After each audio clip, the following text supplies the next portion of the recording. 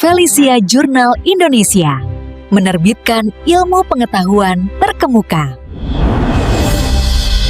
Artikel berjudul Evaluasi Efektivitas Manajemen Rantai Pasok dalam Mengoptimalkan Operasional Perusahaan Manufaktur yang ditulis oleh Nadia Putri Irisandi. Perkembangan industri manufaktur di era globalisasi dan digitalisasi telah menciptakan lingkungan bisnis yang semakin kompleks, dinamis, dan kompetitif. Perusahaan tidak hanya dituntut menghasilkan produk berkualitas tinggi, tetapi juga harus mampu mengelola efisiensi operasional, menjaga kestabilan pasokan, serta memenuhi permintaan pasar secara cepat dan tepat. Dalam kondisi ini, manajemen rantai pasok atau supply chain management (SC) menjadi elemen strategis yang berperan penting dalam menentukan keberhasilan operasional dan daya saing perusahaan. SCM memungkinkan integrasi aliran material, informasi, dan produk dari pemasok hingga konsumen secara efektif, sehingga mendukung keberlanjutan bisnis di tengah ketidakpastian pasar. Efektivitas SCM sangat bergantung pada kemampuan perusahaan dalam mengelola proses secara terintegrasi,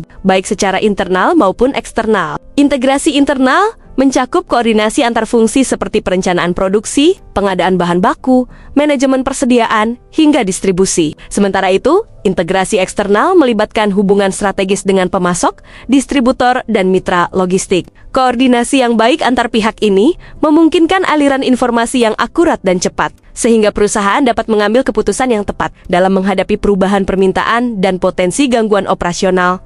Selain integrasi proses, pemanfaatan teknologi digital menjadi faktor penting dalam meningkatkan efektivitas SCM.